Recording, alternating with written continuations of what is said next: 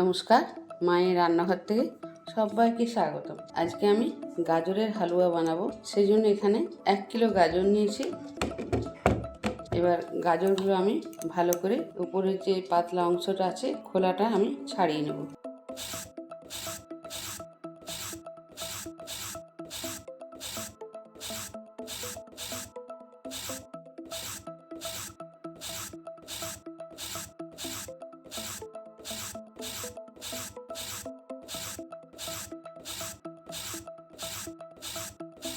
সব খোলা ছাড়ানো হয়ে গেছে। এবার গাজরগুলো খুব ভালো করে ধুয়ে নেব। খুব ভালো করে ধুয়ে নিয়েছি। এবার ছুরি দিয়ে মাথাগুলো কেটে নেব। গ্রেট করে নেব। এইরকম গাজর নেবেন, যতটা পারবেন লাল হলে গাজরের কালারটাও খুব ভালো হয়। আর আরেক রকম গাজর আছে যেটা অরেঞ্জ কালার হয়, একটু শক্ত হয়, এটা খুব নরম।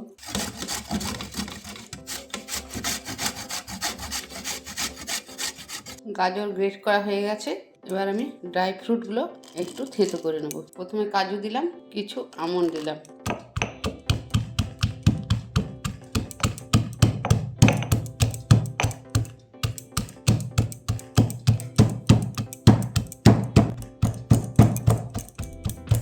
হয়ে গেছে দেখুন, এইভাবেই করেছি, খুব গুঁড়ো করব না।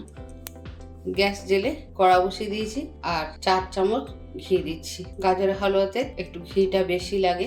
ঘিটা খুব ভালোভাবে গরম হয়ে গেছে। এবার আমি গাজরটা দিয়ে দিচ্ছি।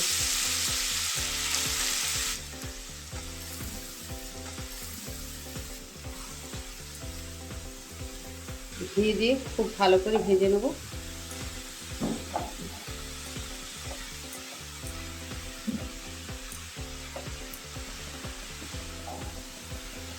এক কিলো গাজরের জন্য আমি এখানে 2 চিমটি নুন দিলাম।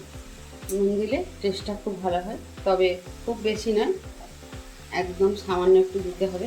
একটু ঢাকা দিয়ে দিচ্ছি। গ্যাসটা লো টু মিডিয়ামে আছে। এবার ঢাকাটা খুলে নিচ্ছি। গাজরটা অনেকটাই নরম হয়ে গেছে আর খুব ভালোভাবে ভাজা হয়ে গেছে। দেখুন, একদম নরম হয়ে গেছে। আমি আবার ভালো করে একটু নেড়ে নেব।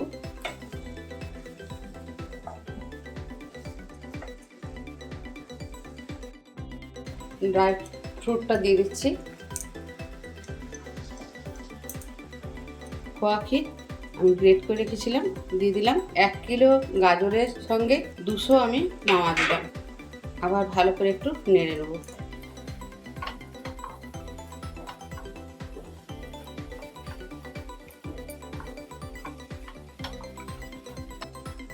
এলাচের গুঁড়ো দিয়ে দিলাম। আবার আমি ভালো করে নেড়ে নেব। এখানে 500 দুধ আছে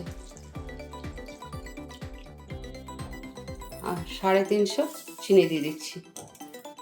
আবার খুব ভালো করে নেড়ে নেব।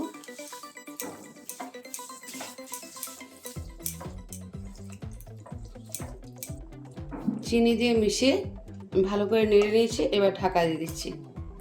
এবার আমি ঢাকাটা খুলে ফোটাবো, তাহলে খুব সহজেই দুধটা ঘন হয়ে যাবে। ওপর থেকে একটু কিশমিশ দিয়ে দিলাম। কিশমিশগুলো আমি ভালো করে ভিজিয়ে রেখেছিলাম। তো আমার একদম রেডি হয়ে গেছে গাজরের হালুয়া। ঠিক দেখুন এরকম হবে, তখন নামাবেন। ঠিক এরকম, তাহলে বুঝবেন গাজরের হালুয়া একদম রেডি হয়ে গেছে। এবার আমি গ্যাসটা নিভিয়ে দেবো। এবার পাত্রতে ঢেলে দিচ্ছি। ভিডিওটা ভালো লাগলে লাইক, শেয়ার, সাবস্ক্রাইব করার অনুরোধ রইল। সবাই ভালো থাকুন, সুস্থ থাকুন। ধন্যবাদ। এই গাজরের হালুয়া কোনো উপোস বা ব্রত করলেও খেতে পারবেন। এখানে কিছু ড্রাই ফ্রুট দিয়ে দিচ্ছি ওপর থেকে ছড়িয়ে।